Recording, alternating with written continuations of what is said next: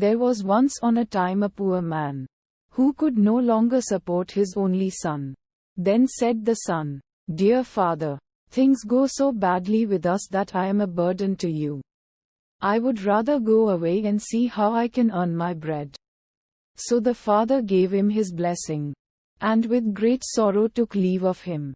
At this time the king of a mighty empire was at war, and the youth took service with him, and went out to fight.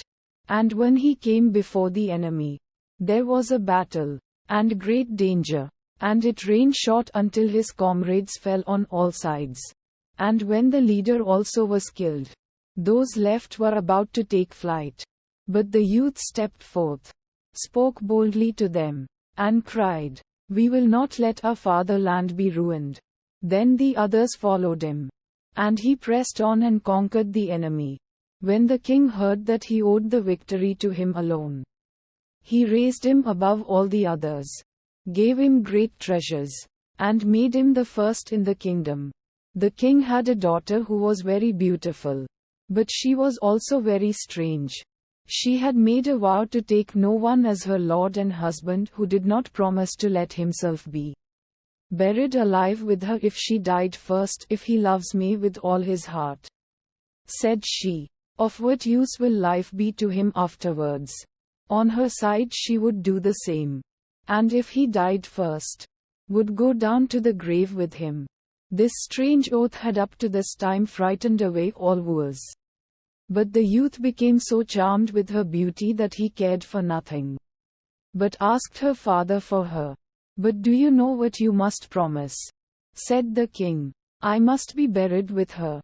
He replied, "If I outlive her, but my love is so great that I do not mind the danger." Then the king consented, and the wedding was solemnized with great splendor. They lived now for a while happy and contented with each other. And then it befell that the young queen was attacked by a severe illness, and no physician could save her. And as she lay there dead, the young king remembered what he had been obliged to promise, and was horrified at having to lie down alive in the grave. But there was no escape. The king had placed sentries at all the gates, and it was not possible to avoid his fate. As the day came when the corpse was to be buried, he was taken down with it into the royal vault, and then the door was shut and bolted. Near the coffin stood a table on which were 4 candles, 4 loaves of bread, and 4 bottles of wine.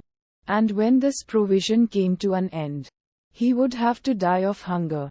And now he sat there full of pain and grief, ate every day only a little piece of bread, drank only a mouthful of wine, and nevertheless saw death daily drawing nearer.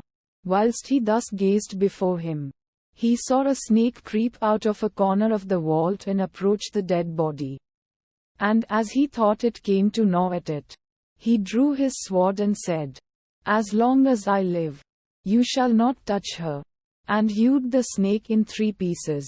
After a time a second snake crept out of the hole, and when it saw the other lying dead and cut in pieces, it went back, but soon came again with 3 green leaves in its mouth. Then it took the 3 pieces of the snake, laid them together, as they fitted, and placed one of the leaves on each wound. Immediately the severed parts joined themselves together.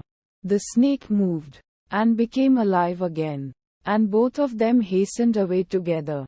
The leaves were left lying on the ground.